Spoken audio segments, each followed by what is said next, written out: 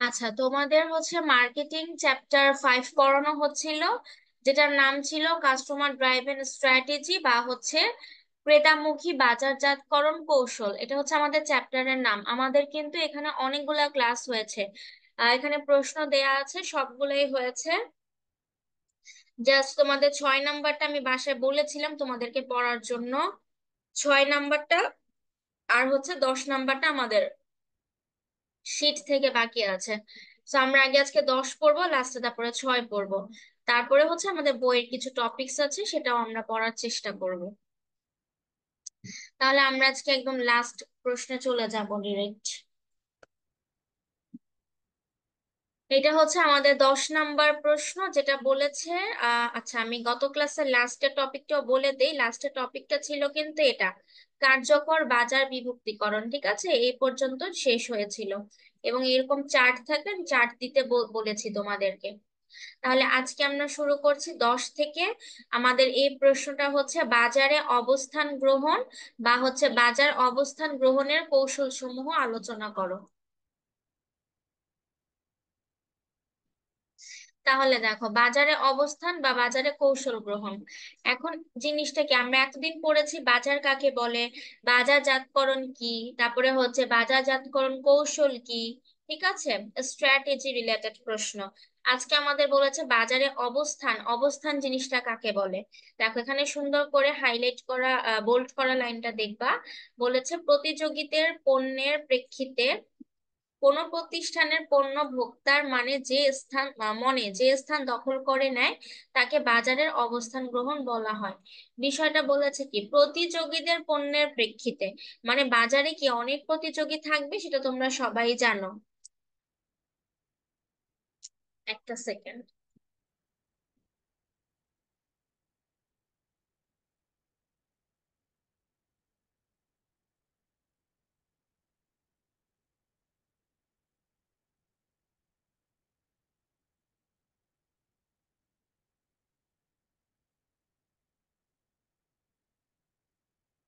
আচ্ছা,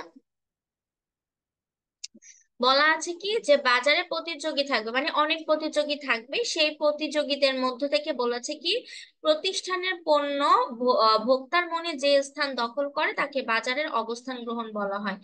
বিষয়টা হচ্ছে একটা প্রতিষ্ঠানে অনেক বিক্রেতা থাকবে, অনেক ক্রেতা থাকবে, এটাই স্বাভাবিক। তবে বলা আছে কি একজন ক্রেতা একটা পণ্য ব্যবহার করে সে, যে তার মনে যে একটা মানে সন্তুষ্ট বা তার যে ভালো লেগেছে পণ্যটা ব্যবহার করে, সে স্যাটিসফাইড কিনা, ঠিক আছে, বা ভোক্তার মনে পণ্যটা সম্পর্কে ইতিবাচক বা নেতিবাচক কি ধরনের প্রভাব ফেলে, সেটাই হচ্ছে কি বাজারে অবস্থান। বিষয়টা হচ্ছে যে একজন ক্রেতা যদি পণ্য ব্যবহার করে মনে করে যে হ্যাঁ এটা ভালো ইফেক্ট আছে, তাহলে তার মনে কি একটা ভালো অবস্থান ক্রিয়েট হবে। আবার যদি পণ্য ইউজ করে মনে করে যে না, প্রোডাক্টটার ক্ষেত্রে আমি স্যাটিসফাইড না, পণ্য পণ্য ব্যবহার করে আমার কোনো উপকারই আসেনি, সেই ক্ষেত্রে তখন তারা তাদের মনে কি একটা নেগেটিভ প্রভাব ফেলবে।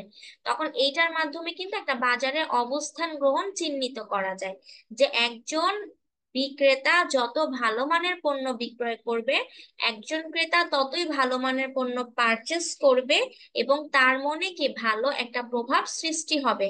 তার মানে কি বাজারেও ক্রেতার সংখ্যা বৃদ্ধি পাবে। তাহলে এই কথাটাই এখানে শর্ট ফর্মে তোমাদেরকে সুন্দর করে বলে দিয়েছেন। তারপর রাইটারের সংজ্ঞা তো বলি দেওয়ার জন্য, ফিলিপ কটলার আর গ্যারি আর্মস্ট্রং এর একটা সংজ্ঞা আছে, এটা দিবা।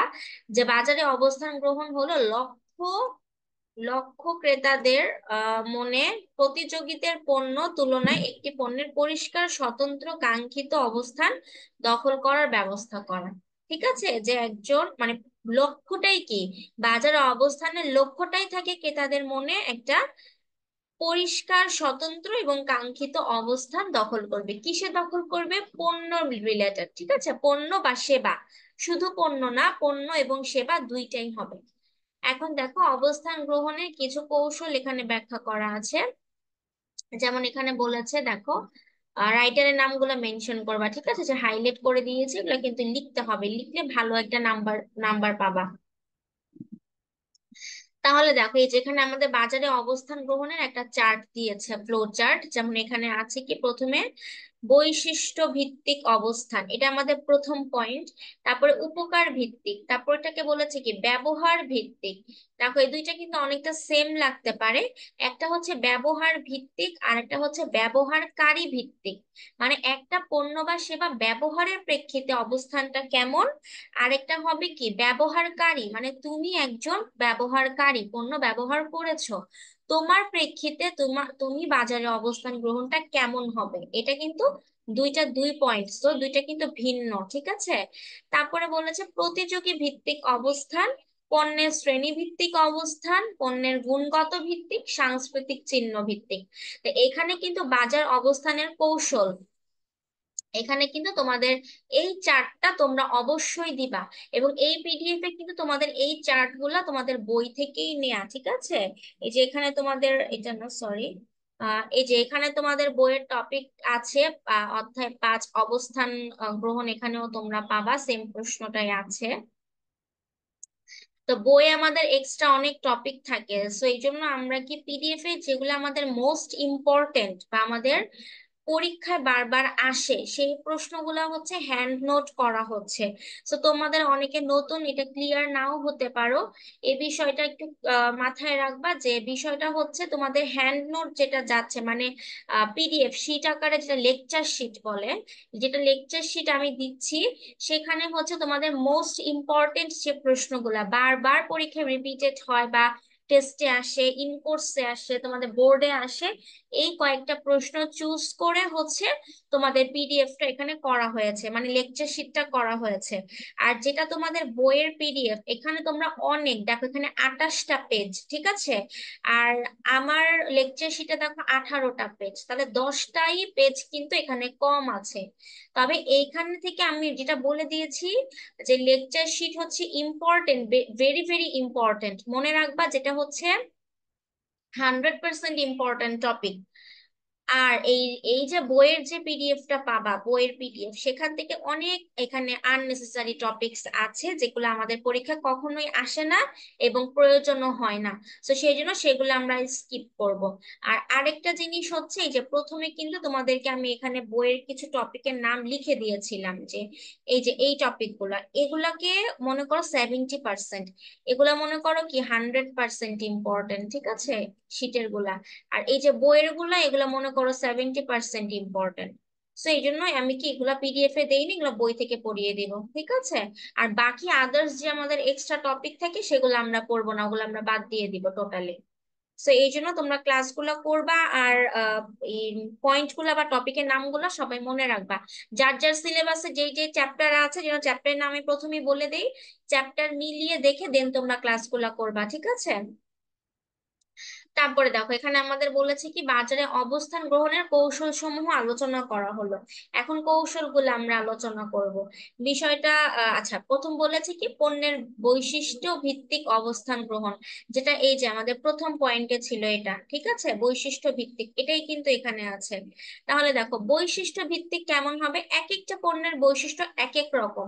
এখন সাপোজ এখানে ক্যামেরা নিয়ে বলেছে, ক্যাননের ক্যামেরা নিয়ে, এখন তুমি মনে করো যে এখানে তুমি আরো কিছু বৈশিষ্ট্য অ্যাড করতে পারবা, যেমন মনে করো জুতার ব্র্যান্ডই মনে করো যে বাটা একটা অ্যাপেক্স একটা, দুইটার বৈশিষ্ট্য দুই ধরনের হতে পারে, ঠিক আছে। তো এই ক্ষেত্রে কিন্তু দেখা যায় কি পণ্য বৈশিষ্ট্য ভিত্তিক অবস্থান গ্রহণ, যেমন কেউ বাটা চুজ করছে, কেউ অ্যাপেক্স চুজ করছে, সেই ক্ষেত্রে কাদের কোন বাজারে বা কোন ব্র্যান্ডে কার কোন ক্রেতাদের অবস্থান কতটুকু, সেটা কিন্তু আমরা বলি কি বৈশিষ্ট্য ভিত্তিক। যেমন এক একটা প্রোডাক্টের বৈশিষ্ট্য অ্যানালাইসিস করে ক্রেতারা কখন একটা বাজারে প্রবেশ করবে সেটাই এখানে বলেছে, ঠিক আছে। যে অভীষ্ট ক্রেতাদের সামনে তুলে ধরে কোম্পানি ক্রেতাদেরকে মনে পণ্যের অবস্থান সৃষ্টি করতে পারে, ঠিক আছে। মানে তোমার পণ্যের প্রকৃত বৈশিষ্ট্যটা তোমাকে দেখাবে, সেটার একটা তোমাকে সুন্দর করে তারা প্র্যাকটিক্যালি দেখাবে, তারপরে কি করবে তোমার কাছে বৈশিষ্ট্য তুলে ধরবে, যাতে তুমি বেশি বেশি পণ্যটা ক্রয় করো। তাহলে কি হবে, বাজারে অবস্থান সৃষ্টি হবে। সেটাকে আমরা বলবো কি পণ্যের বৈশিষ্ট্য ভিত্তিক অবস্থান। তারপরে দেখো উপকার ভিত্তিক অবস্থান, এখানে এটা বলেছে উপকার ভিত্তিক। এখন তুমি একটা, এটা কিন্তু তোমাকে বিক্রেতা দেখাচ্ছে প্রথম পয়েন্টটায়, যে বৈশিষ্ট্য ভিত্তিক যেটা, বিক্রেতা ক্রেতাকে দেখাচ্ছে পণ্যের বৈশিষ্ট্য বা বলছে। উপকার ভিত্তিকের পার্থক্যটা কি হবে? সেটা হবে যে তুমি ব্যবহার করছো, যে একটা ক্রেতা একটা পণ্য সে ব্যবহার করছে নিয়ে, সে যদি উপকার পায় তাহলেই পারচেস করবে, সেই উপকার না পেলে কখনোই পারচেস করবে না। সেই ক্ষেত্রে বিষয়টা হচ্ছে কি যে তুমি কতটুকু উপকৃত হচ্ছ একটা পণ্য বা সেবা ব্যবহার করে। সেই ক্ষেত্রে বিশেষ করে দেখবা যে পার্লারের ক্ষেত্রে এই জিনিসগুলা বেশি হয়, দেখা যায় যে আহ, মানে সেবা প্রদান প্রতিষ্ঠানগুলা, যে কোনো পার্লার খুব ভালো সেবা দিচ্ছে, ঠিক আছে, বা সার্ভিস দিচ্ছে, অন্য কোনো পার্লার একটু কম সার্ভিস দিচ্ছে, সেই ক্ষেত্রে দেখা যায় কি অবস্থান গ্রহণ বলে না বিভিন্ন, দেখবা যে এখন কিন্তু লোকাল পার্লার গুলো একদম চলেই না, যেগুলো খুবই ডিমান্ডেবল সেগুলো পার্লারে কিন্তু দেখা যায় কি এখন অবস্থান সৃষ্টি করেছে। এটা বলেছে কেন জানো? এটা হচ্ছে উপকার ভিত্তিক, উপকার পাচ্ছে বলেই মানুষ যাচ্ছে। সেম ভাবে তোমার সেবার ক্ষেত্রে বলতে পারো, ডক্টরের ক্ষেত্রে, উকিলের ক্ষেত্রে, ঠিক আছে, অডিট ফার্মের ক্ষেত্রে। আবার পণ্যের ক্ষেত্রে তোমরা যে কোনো পণ্য দিয়ে এক্সাম্পল দিতে পারো, যেমন এখানে পেপসোডেন্ট টুথপেস্ট দিয়ে একটা এক্সাম্পল দিয়েছে। সো তোমরা যে কোনো এক্সাম্পল, অনেকগুলো এক্সাম্পল বলেছে কিন্তু তোমরা যে কোনো ধরনের এক্সাম্পল দিতে পারো, কোনো সমস্যা নেই। একটা কম্পিউটার নিয়েও তোমরা এক্সাম্পল দিতে পারবা, যেমন এইচপি ভালো সার্ভিস দিচ্ছে, খুবই হাই হাই ডিমান্ডেবল একটা ল্যাপটপ। আবার দেখা যাচ্ছে যে ওয়ালটন সেটা আবার একটু কম রেঞ্জের। সো যে কোনো প্রোডাক্ট, যে কোনো সেবা দিয়ে তোমরা তোমাদের মতো এক্সাম্পল গুলো এখানে দিবা, ঠিক আছে? এটাই যে দিতে হবে টুথপেস্টেরটা সেরকম কিছু না। আর চেষ্টা করবা দুই তিনটা মানে দুই হাইয়েস্ট দুইটা এক্সাম্পল দেওয়ার জন্য, তাহলে বেশি ভালো হয়। একটা এক্সাম্পলের থেকে দুইটা এক্সাম্পল দিলে দেখা যায় যে তোমাদের পেজটা মানে ফুললি তোমরা লিখতে পারবা, কভার হবে। তারপরে হচ্ছে বলেছে কি ব্যবহার ভিত্তিক অবস্থান গ্রহণ, এখন হচ্ছে ব্যবহারের ভিত্তিতে। এখন কি পণ্যটা ক্রেতা ব্যবহার করবে, এটা আবার ব্যবহার, এখন দেখো এখানে বলেছে যে পণ্যটি কোন ধরনের কাজে ব্যবহার হয় সেদিক থেকে ভালোভাবে ক্রেতাদের সামনে তুলে ধরে বাজারে অবস্থান গ্রহণ করা হয়, ঠিক আছে, কোন কাজে ব্যবহার হয় একটা প্রোডাক্ট সেটাই বলেছে। যেমন এখানে গরমের দিনে বলেছে রুয়াবজার একটা এক্সাম্পল দিয়েছে, বা তোমরা যে কোনো একটা শরবত বা যে কোনো একটা জুসের এক্সাম্পল দিতে পারো, বা শীতের দিনে মানুষ কফি খাচ্ছে, তোমরা কফির এক্সাম্পল দিতে পারো, চায়ের এক্সাম্পল দিতে পারো, ব্যবহার ভিত্তিক যে কোনো তোমরা উদাহরণ দিয়ে লিখতে পারবা। এখান থেকে ব্যবহারকারী ভিত্তিক একটা ছিল, কিন্তু ব্যবহার ভিত্তিক মানে কি তুমি পণ্যটাকে ইউজ করেছো, এখন তো অবস্থান কেমন ভোক্তা বাজার, সরি, বাজারে। দুই নাম্বার হচ্ছে ব্যবহারকারী ভিত্তিক অবস্থান, ব্যবহারকারী ভিত্তিক মানে কি এটা হচ্ছে একজন ভোক্তাদের বা ক্রেতাদের দৃষ্টিকোণ থেকে। যেমন বলেছে এক্ষেত্রে পণ্যটিকে পণ্য নির্দিষ্ট ক্রেতা শ্রেণীর জন্য উপযোগী এভাবে তুলে ধরা হয়। যেমন দেখো বাচ্চাদের জন্য বিশেষ করে যে জনসনের যে ক্রিম বা জনসনের যে লোশন, এগুলো হচ্ছে তাদের জন্য এক্সাম্পলটা দিয়েছে, বেবিদের জন্য, ঠিক আছে। আবার যারা একটু বড় অ্যাডাল্ট তাদের জন্য আবার অন্য ধরনের প্রোডাক্ট আছে। তো সেই ক্ষেত্রে বলেছে কি ব্যবহারকারী ভিত্তিক, কারা ব্যবহার করবে, ঠিক আছে, এটা কি বৃদ্ধরা ব্যবহার করবে, নাকি মিডল এজেররা ব্যবহার করবে, নাকি এটা বেবিরা ব্যবহার করবে, এটা কারা ব্যবহার করবে, এটাই হচ্ছে ব্যবহারকারী ভিত্তিক, মানে পার্সনকে তুমি আইডেন্টিফাই করছো।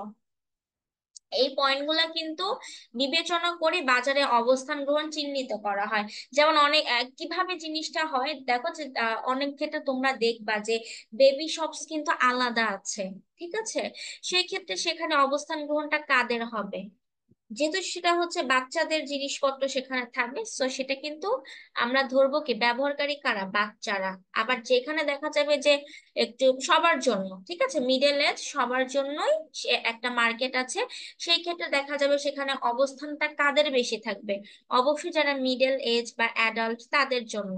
আবার বৃদ্ধরা কিন্তু শিশুদের মার্কেটে আসবে না, শিশুরাও কিন্তু আবার কি বৃদ্ধদের মার্কেটে যাবে না। সো এইভাবে কিন্তু একটা বাজারে পজিশনিং আইডেন্টিফাই করা হয়। প্রতিযোগী ভিত্তিকটাও তোমরা বুঝবা, যে কোনো প্রতিযোগিতা ভালো মানের প্রোডাক্ট হতে পারে, খারাপ মানের প্রোডাক্ট দিতে পারে, সো কম্পিটিশন বা কম্পিটিটরস থাকবে। কম্পিটিটরস কি, যারা প্রতিযোগী, ঠিক আছে, কম্পিটিশন হচ্ছে প্রতিযোগিতা, এগুলো একটু ভালো করে তোমরা এগুলো বুঝতে পারবা। পণ্যের শ্রেণী ভিত্তিক বিভিন্ন ধরনের পণ্যের শ্রেণী থাকতে পারে, পণ্যের ভাগ থাকতে পারে, মেয়েদের ড্রেস, ছেলেদের ড্রেস, অনেক কিছু ভিত্তিক সেটা ভাগ হতে পারে। তারপরে বলেছে গুণগত, এটাও এরকম সিমিলারই, যে গুণগত বলতে বলতে তোমার প্রোডাক্টের কোয়ালিটি কেমন হবে, ঠিক আছে। কোয়ালিটি অনুযায়ী বিভিন্ন ধরনের তোমার ব্র্যান্ড থাকতে পারে, বিভিন্ন ধরনের পণ্য থাকতে পারে। সেক্ষেত্রে কোন ব্র্যান্ডের চাহিদা বেশি বা কোন ধরনের পণ্যের কোয়ালিটি ভালো, ঠিক আছে, কোয়ালিটিটাকে বিবেচনা করতে হবে সেইখানেই, বা সেই বাজারেই ক্রেতাদের অবস্থানটা কি হবে, বেশি হবে। আর সাংস্কৃতিক ভিত্তিক বিষয়টা হচ্ছে এটা নর্মাল, যে মানুষ যেগুলা পড়তে নর্মালি ইউজ টু, ঠিক আছে। সে যেখানে তোমরা দেখবা এক্সাম্পল দিয়ে দিয়েছে যে বাঙালিরা নর্মালি কোন কোন ড্রেস পরতে ইউজ টু, বা সাংস্কৃতিক বা পূর্ব থেকে চলে আসছে, প্রাচীন কাল থেকে ধীরে ধীরে আসছে আমাদের দেশে যে পোশাকগুলা, যেগুলো পরে বাঙালিরা কমফোর্টেবল, সেগুলোকে আমরা বলতে পারি কি সাংস্কৃতিক। মানে কি প্রাচীন কাল ধরে এটার একটা কালচার, মানে এটার একটা অবস্থান তৈরি হয়েই আসছে পূর্ব থেকে, ইউজ টু, যেটা সব সময়ের জন্য, ঠিক আছে। এটাকে বলেছে সাংস্কৃতিক চিহ্ন ভিত্তিক। তাহলে এখানে মোট 8টা পয়েন্ট আছে, 8টা থেকে মিনিমাম 7টা দেওয়ার মতো তোমরা চেষ্টা করবা অবশ্যই।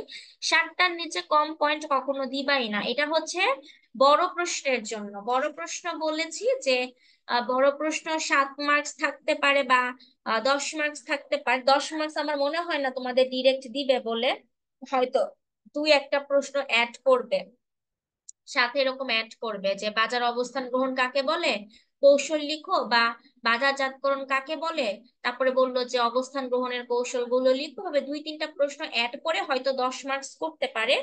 আদারওয়াইজ যদি একটা প্রশ্ন দেয় তাহলে দেখা যাবে যে সম্ভবত 4 বা 5-এর জন্য থাকতে পারে। সেক্ষেত্রে তো বলে দিয়েছি 3 পেজের মধ্যে লেখার চেষ্টা করবা 5 মার্কস থাকলে।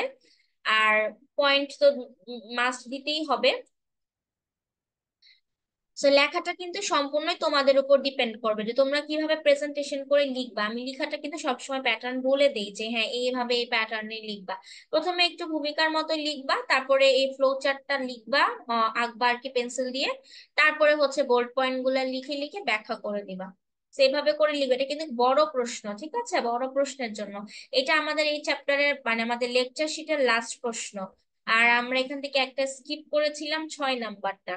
এই চ্যাপ্টারটা একটু বড়, ঠিক আছে। এটা আমাদের মনে হয় আরো একটা ক্লাস লাগতে পারে বইয়ের উপরে, লাগবে তো ডেফিনেটলি। এখানে হচ্ছে এই যে 6 নাম্বারটা তোমাদের আমি বলেছিলাম এটা পড়ার জন্য, যে বাজার বিভক্তিকরণের সুবিধাটা কি। তোমরা দেখবা তোমরা তো নিউ, ঠিক আছে, তোমাদের এখনো কোনো পরীক্ষা টরীক্ষা হয়নি। যখন হবে তখন এগুলা তোমরা দেখবা যে তোমাদের বাজার বিভক্তিকরণের সুবিধা বা যে কোনো প্রশ্নেরই সুবিধা রিলেটেড প্রশ্নগুলা খুবই আসে পরীক্ষায়, ঠিক আছে। যে সুবিধাগুলা লিখো, যে কোনো ক্ষেত্রে বৈশিষ্ট্য, সুবিধা, পদক্ষেপ, এরকম টাইপসের প্রশ্ন তোমাদের মার্কেটিং ম্যানেজমেন্টে খুবই দেয়। তো এই জন্য সুবিধা টাইপসের যে প্রশ্নগুলা থাকবে ওগুলা পয়েন্ট গুলা খুব ভালোভাবে মুখস্থ করবা। যেমন দেখো বাজার বিভক্তিকরণটা কি, আমাদের চ্যাপ্টারটা কিন্তু বিভক্তি নিয়ে ছিল, আমরা কিন্তু এটা পড়েছি যে শিল্প বাজার, ভোক্তা বাজার, তারপরে আবার কিভাবে ভাগ করা যায়। এখন এই ভাগটা করলে তুমি কি কি বেনিফিট পাবা, কি কি সুবিধা পাবা, এটাই এখানে পয়েন্ট আকারে ব্যাখ্যা করেছে। প্রথম লাইনটা ভূমিকাটা তোমরা এটা নিজেরাই বুঝতে পারবা। বাজার বিভক্তিকরণ কাকে বলে, কিসের উপর ভিত্তি করে ভাগ করা হয়, যেমন ভোক্তাদের রুচি, তারপরে চাহিদা, ক্রয় ক্ষমতা, এগুলোর উপর ভিত্তি করে ভাগ করা হয়, ঠিক আছে। এইটা জাস্ট তোমরা এই ব্যাখ্যা ভূমিকার মতো লিখে তারপরে যেখান থেকে পয়েন্ট স্টার্ট করবে। এখানে অনেকগুলা পয়েন্ট আছে, ঠিক আছে, 11টার মতো পয়েন্ট আছে। এতগুলা লাগবে না, তোমরা মিনিমাম এখান থেকে ওই তো 7টা 8টার মতো মনে রাখবা। আর যদি দিতে পারো 11টা, তাহলে আমি বলবো যতগুলো আছে সবগুলাই দেওয়ার চেষ্টা করবা। যেমন প্রথমে বলা আছে কি বিক্রয়ের পরিমাণ বৃদ্ধি। আরেকটা জিনিস খেয়াল করবা, লিখার সময় যেন পয়েন্টটা তোমাদের বেশি হয়, ঠিক আছে। পয়েন্টটা যেন তোমরা এমন ভাবে একটা প্যাটার্নে লিখবা যেন পয়েন্ট বেশি হয়। এবং অনেক অনেক সময় অনেকে করে কি 5টা পয়েন্ট দেয়, দেখা যায় যে একটা পয়েন্টের ব্যাখ্যায় অনেক বড় দিয়ে ফেলে। সেরকমটা করবা না, পয়েন্ট যেন তোমাদের বেশি দেয়া যায় সেই প্যাটার্নে লিখবা। তাহলে দেখো বিক্রয় পরিমাণ বৃদ্ধিতে বলেছে তুমি কিভাবে তোমার বিক্রয় পরিমাণটা বৃদ্ধি পাবে। বলেছে কি সমজাতীয় বাজার বিভক্তিকরণের মাধ্যমে সমজাতীয় চাহিদা, রুচি রুচি হবে, ঠিক আছে, রুচি, ক্রয় ক্ষমতা সম্পন্ন ভোক্তাদের একই বিভাগে একই বাজার বিভাগে অন্তর্ভুক্ত করা হয়, মানে বাজার বিভাগে অন্তর্ভুক্ত করা হয়। বলেছি কি সমজাতীয় পণ্য, অনেক পণ্য দেখবা সেম সেম পণ্য থাকতে পারে, ঠিক আছে? একটা সাবানের দেখবা অনেক ধরনের ভ্যারাইটিস থাকতে পারে, লাক্স আছে, মেরিল আছে, স্যান্ডালিনা আছে, সেরকম অনেকগুলা ভ্যারাইটিস থাকতে পারে। আবার ক্রেতাদের রুচি এক একজনের এক এক রকম হতে পারে। ক্রয় ক্ষমতা জিনিসটা কি, কারো বাজেট দেখা যায় যে 2,000 টাকা একটা প্রোডাক্টের জন্য, কারো বাজেট 2,000 টাকা, আবার সেম প্রোডাক্টের জন্য কারো বাজেট হচ্ছে 200 টাকা। এখানে অনেক পার্থক্য।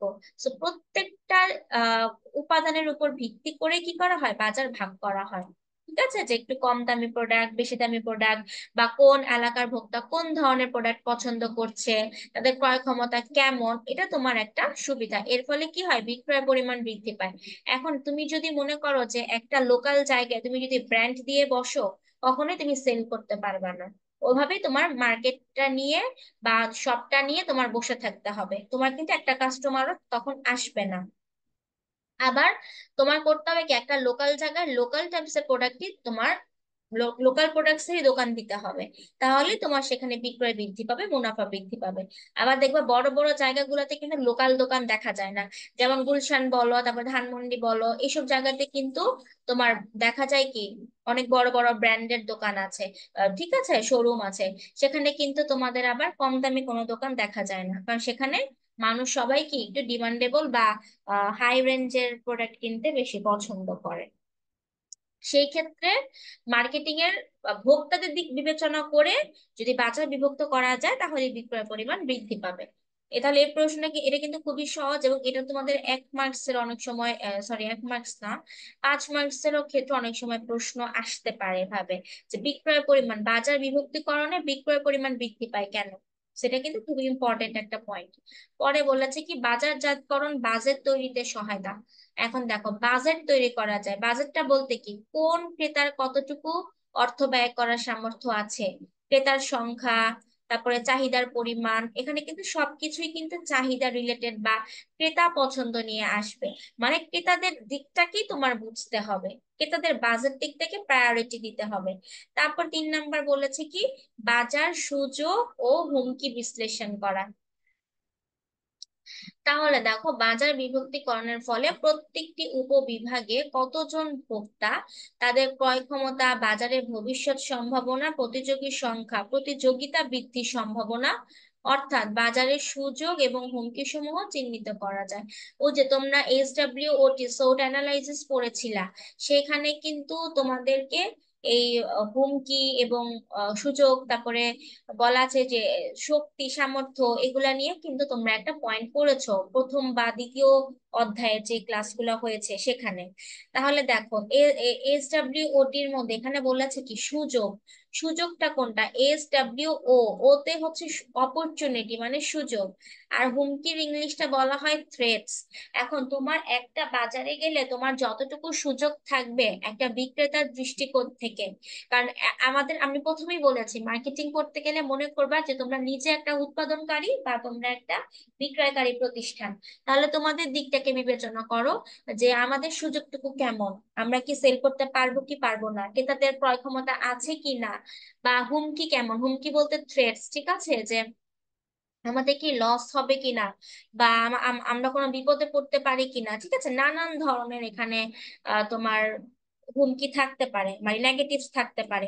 সুযোগ বলতে আমরা বুঝি পজিটিভ সাইড, হুমকি বলতে আমরা বুঝি নেগেটিভ সাইড। তো এইগুলাকে অ্যানালাইসিস করেই কি করতে হবে, বাজারটাকে বিভিন্ন উপবিভাগে ভাগ করতে হবে। উপবিভাগ মানে কি, যে তুমি বাজারকে ভাগ করছো ছোট ছোট করে, সেটাই হচ্ছে উপবিভাগ, ঠিক আছে। এখন হতে পারে ক্রয় বিভাগ, হতে পারে বিক্রয় বিভাগ, আবার হতে পারে তোমার উৎপাদন বিভাগ, আবার অনেক অনেক বিভাগ থাকতে পারে। আবার দেখা যায় তুমি যদি শপের ক্ষেত্রে যাও, তাহলে তুমি শপ বলতে মার্কেটের ক্ষেত্রে যাও, তাহলে একটা মুদির মুদির বাজার বলতে পারো, মুদির দোকান, একটা মাছের বাজার, একটা সবজির বাজার, প্রত্যেকটা বাজারকেই কিন্তু ভাগ করা যায়, ঠিক আছে। প্রত্যেকটা বাজারেই তোমার সুযোগও থাকবে, হুমকিও থাকবে, এগুলাকে অ্যানালাইসিস করতে হবে। পরবর্তী 4 নাম্বারে বলেছে কি, সম্পদের দক্ষ ব্যবহার। অবশ্যই এক একটা সম্পদের ব্যবহারটাকে সম্পূর্ণভাবে বা সর্বোচ্চ ব্যবহার করতে হবে, অপচয় করা যাবে না। অনেকে দেখা যায় যে সম্পদের অপচয় করছে। যেমন বিশেষ করে শ্রমিকদের ক্ষেত্রেই, যে শ্রমিকদের হাতে যখন দেখা যায় যে কাজটা সম্পূর্ণ ছেড়ে দেওয়া হয়, এবং উপরি পর্যায়ে কোনো কর্মকর্তা যদি তখন সেখানে মনিটরিং না করে, তখন বিষয়টা হয় কি, তারা সম্পদের দক্ষ ব্যবহার করতে পারে না। যেমন দেখা যায় যে 1 টাকার জিনিস 2 টাকা এরকম ওরা খরচ করে ফেলছে, অপচয় হচ্ছে। বা কোনো মেশিনের অপচয় হচ্ছে যন্ত্রের ক্ষেত্রে, ঠিক আছে। বা গার্মেন্টস ফ্যাক্টরিতে দেখা যাবে যে অল্প কাপড় লাগছে, সেক্ষেত্রে অতিরিক্ত কাপড় তারা নষ্ট করছে।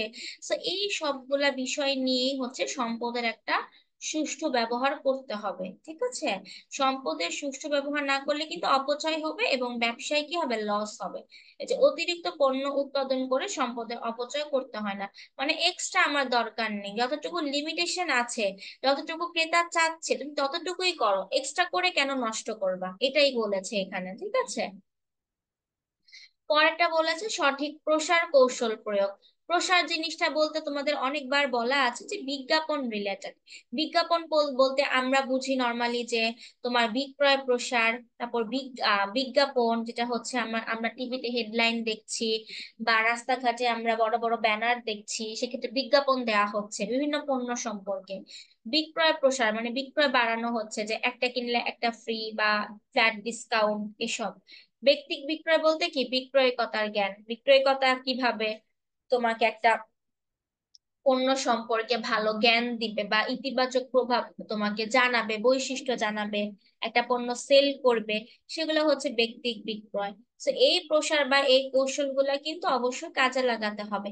এটা তোমাদের একটা অন্য চ্যাপ্টারে ডিটেলস বলা আছে এগুলা নিয়ে, ঠিক আছে। যেমন ম্যাগাজিন, পত্রিকা, ওয়েবসাইট।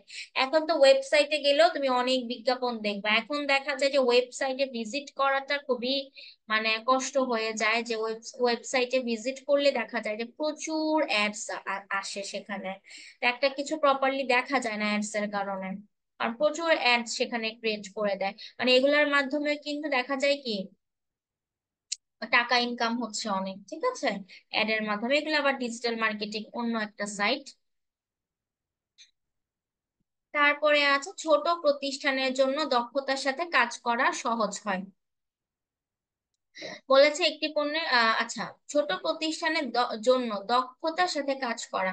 একটা ছোট প্রতিষ্ঠান বা একটা বাজারকে তুমি যতই ছোট ভাগে ভাগ করবা, ততই কিন্তু বিক্রয় কর্মীর জন্য ইজি হবে কাজ করা, ঠিক আছে, ঝামেলা হবে না। একটা বাজারে যদি সবকিছু একসাথে থাকে, এখন তুমি যদি মনে করো ড্রেসও সেল করো, আবার কসমেটিক্সও সেল করো, আবার জুতাও সেল করো, তাহলে কিন্তু একটা বিশৃঙ্খলার মতো সৃষ্টি হবে। তো এই জন্য দেখবা ভাগ ভাগ করে সেল করতে হবে, ছোট ছোট করে। যেমন একটা ড্রেসের পার্ট থাকবে, একটা জুতার পার্ট আলাদা থাকবে, ঠিক আছে, কসমেটিক্স এর সাইজ আলাদা থাকবে। তো সেইভাবে বলেছে কি, দক্ষতার সাথে কাজগুলোকে ছোট ছোট প্রতিষ্ঠানে ভাগ করে দেন একাধিক বাজার বিভক্তকরণ করতে হবে। তারপরে বাজারের সুযোগ বৃদ্ধি, এটা অনেকটা সেম এটার মতোই, এই যে বাজার সুযোগ হুমকি যা, এটাও তাই, একই কথা। তারপরে আছে আধুনিক বাজারজাতকরণের মতবাদ। তোমরা মতবাদের চ্যাপ্টারটা পড়েছো কিনা আমি না, পড়োনি মনে হয়। আচ্ছা, মতবাদেরও একটা চ্যাপ্টার আছে, যে এক একজন রাইটার এক এক রকম করে বাজার সম্পর্কে মতবাদ দিয়েছে বা ধারণা দিয়েছে। মতবাদ বলতে তারা তাদের মত প্রকাশ করেছে বিভিন্ন যারা হচ্ছে যে বলা যায় কি রাইটাররা, ঠিক আছে।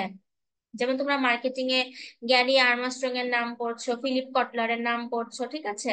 তারা বিভিন্ন ধরনের মতবাদ দিয়ে গেছে একটা আধুনিক বাজারের ক্ষেত্রে, কিভাবে বাজার সুন্দরভাবে গড়ে তোলা যাবে, কিভাবে ভাগ করা যাবে পছন্দ মতো, ভোক্তা সন্তুষ্টিকে প্রায়োরিটি দিতে হবে। তো এইগুলো না দেখলে কিন্তু কখনোই একটা বাজার ভালোভাবে বাজারে উন্নত করা যাবে না। সেই জন্য বলেছে মতবাদের প্রয়োগ। তারপরে আছে কি অলাভজনক বাজার বিভাগ, এটা দরকার নেই, এটা কেটে দাও, লাভ নেই।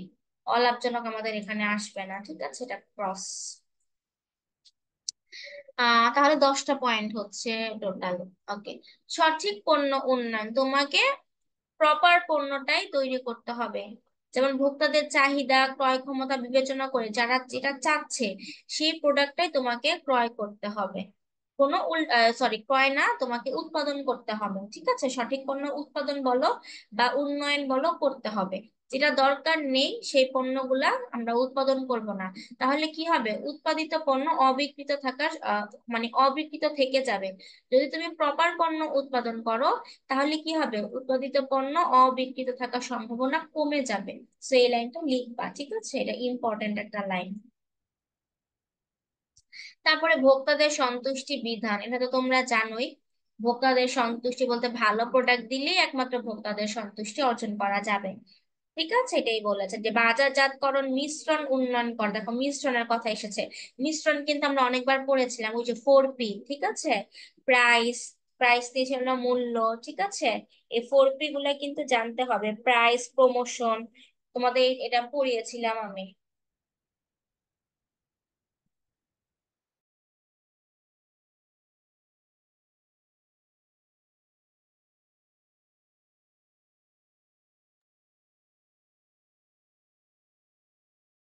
তাহলে হচ্ছে কি যে সেই পণ্য মিশ্রণটাও উন্নয়ন করতে হবে অবশ্যই। তাহলে কি ভোক্তাদের সন্তুষ্টি অর্জন হবে। আর ভোক্তাদের সন্তুষ্টি বৃদ্ধির জন্য ছোট বাজার বিভাগে গবেষণা চালিয়ে কার্যকর পদক্ষেপ গ্রহণ করা হয়। তাহলে দেখো প্রত্যেকটা বাজারে অবশ্যই তোমাকে রিসার্চ করতে হবে, ঠিক আছে, যেটা প্রথম দিকে পড়ে এসেছো। আমাদের মার্কেটিং এর এই চ্যাপ্টারটাই কিন্তু ভোক্তাদের, বিশেষ করে আসলে মার্কেটিং এর একটা না, আমাদের ম্যাক্সিমাম চ্যাপ্টারই ভোক্তা রিলেটেড, যে ভোক্তাদের দিককে আমাদের বিবেচনা করতে হবে, তা না হলে আমাদের কখনোই বাজারে উন্নয়ন সম্ভব হবে না। তো এই হচ্ছে কি আমাদের মার্কেটিং এর আজকের টপিকে দুইটা আমাদের বাকি ছিল, একটু বড় প্রশ্ন ছিল। পিডিএফ কিন্তু দেয়া আছে, এটা বাসায় পড়ে ফেলবা। আর আমাদের হচ্ছে নেক্সটে এই আমরা হচ্ছে বই থেকে পড়বো, ঠিক আছে। 19, 20, 23, 24 এই বইয়ের পিডিএফটা আমি তোমাদের দিয়ে দিব, তবে এখান থেকে টপিক গুলা পড়তে হবে, খুবই ইম্পর্টেন্ট। এই যে অভীষ্ট, এখান থেকে আমি একটু বলে দিচ্ছি কারণ আজকে আমাদের টাইম হবে না ক্লাস নেওয়ার জন্য। তা আমি এটা পিডিএফটা দিয়ে দিব, তোমরা শীটটাও পড়বা এবং এই বইটাও তোমরা বাসায় পড়ে ফেলবা। এই যে অভীষ্ট বাজার বিভাগ মূল্যায়ন করা, এটা খুবই ইম্পর্টেন্ট একটা টপিক এখানে আমাদের। তারপর এখানে আমি আরো কি কি দিয়েছি, 24, 23, 20, 19,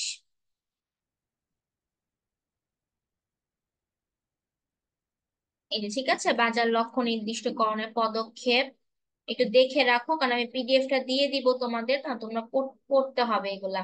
এই যে বাজার লক্ষ্য নির্দিষ্টকরণ, এটা একটা টপিক পাবা।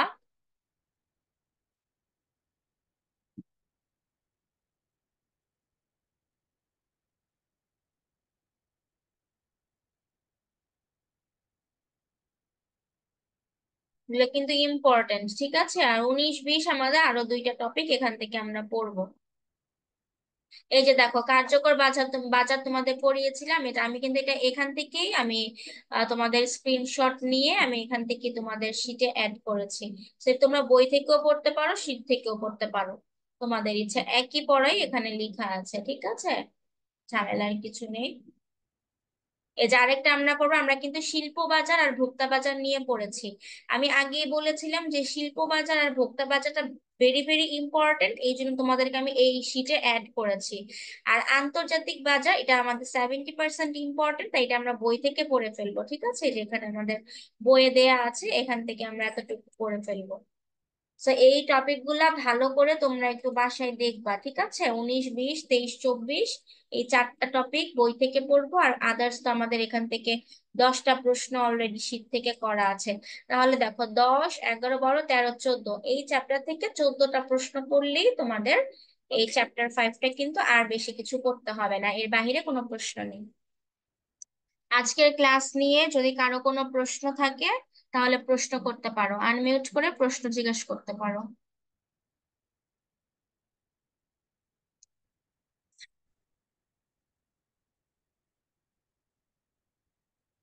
বুঝতে পেরেছো? ক্লাস বুঝতে পেরেছো সবাই?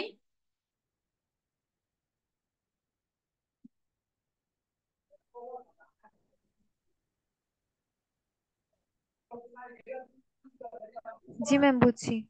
ঠিক আছে, তাহলে মিটিংটা আমি ক্লোজ করে দিচ্ছি, ঠিক আছে। আবার নেক্সট তোমাদের সাথে মনে হয় 9টা 10 থেকে হিস্ট্রি ক্লাস আছে। তাহলে ক্লোজ করে দিচ্ছি, আল্লাহ হাফেজ।